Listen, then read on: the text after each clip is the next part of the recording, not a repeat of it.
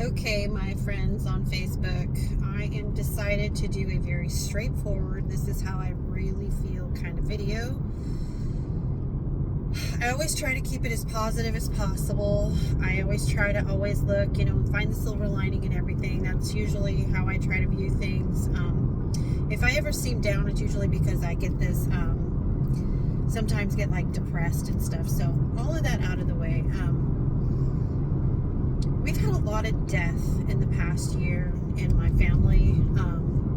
It started back in January. My father-in-law passed away, and then shortly later, brother-in-law, and now my stepmom passed yesterday. And I don't know if I'm just unique or what. I really don't know, but it almost feels crazy to not address some of the root causes of the reasons why the people we love are dying. I'm just going to speak directly, maybe more about my stepmom than anything, just because we weren't really all that close. There was a time when I was a teenager when we were really, really close. But then I moved all the way to Louisiana from Washington State. Stayed there for many, many years. When we came back, we were close for a little while and it kind of grew apart. But I just would like to say that what you eat, what you do to your body every day, day in and day out, and the thoughts you think add up to your health or your decline in health every single day. You're either building health or you're building sickness. Like, take your pick. That's what's going on. And I kind of like tiptoe around this issue with people because I never want to offend people. I never want to make people feel, any kind of way about the way they eat or think or way they behave. But it does take an effect on your body, you guys. It does. What you think has an effect, because you will either take an action or not take an action based on what you think about something. And it breaks my heart that human beings that have literally, we have unlimited potential to do anything we want with our life, and we're sent here to do a job that only we can do on this planet. Nobody else can do our mission. And I don't know if it's anybody else's experience, but I've experienced in my life that I don't know anybody that has come to this planet, fulfilled their purpose, and then left. Like, I have not met a single person that hasn't lost their lives in some tragedy or in a way where just from lack of self-care, a lack of knowledge. And it breaks my heart. It really does. And talking to my father, he doesn't have a smartphone. I don't think he'll ever watch this video, but if you do, Dad, sorry. I'm just speaking from my heart and speaking truth.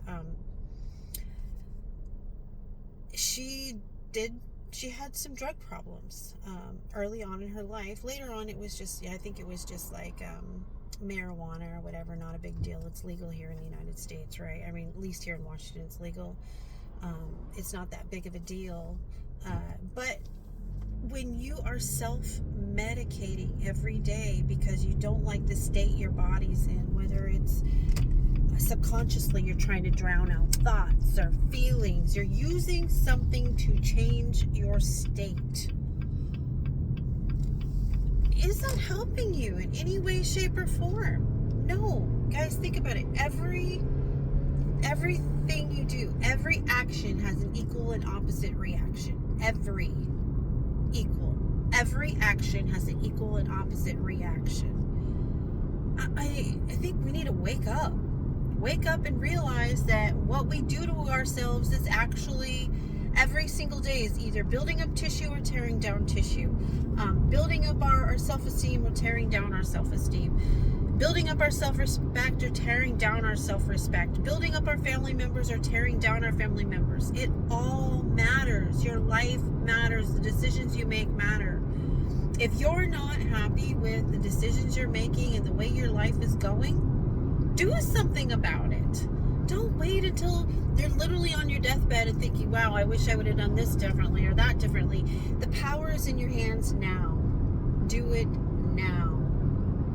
Don't wait any longer. I look back at the crossroads I was at several years ago when I got sick, and I was looking at my life and thinking, my God, if I don't change, what do I have to look forward to? What is my life going to be like? The doctors were like, yeah, you need this surgery, and we're going to put you on this medication and that medication, and, you know, oh yeah, that'll help you, and this, that, and the other. And I'm thinking to myself, I don't want to go down that rabbit hole of one medication leading to another medication, which deteriorates this organ, which means now I have to take this medication, which 10 years down that road, I'm opening a medicine chest that's packed full of medication. Who wants to live like that? I didn't. And I was like, oh my gosh, I am literally doing this to myself. What am I doing? And I felt like I was in the dark, and I was stumbling around in the dark trying to find the reasons why I was so sick. And you know what it says in the Bible? Knock, and it shall be opened unto you. Seek, and ye shall find. I mean, I saw it, and I saw it, and I prayed, and God showed me the answers. He can do the same thing for you in your life. You just got to ask. We literally have all the information in the world in our pockets 24 hours a day. Okay, I'm going to get a little in everybody's face. So being ignorant to things is literally a choice at this point in human history. You don't have to be ignorant about anything.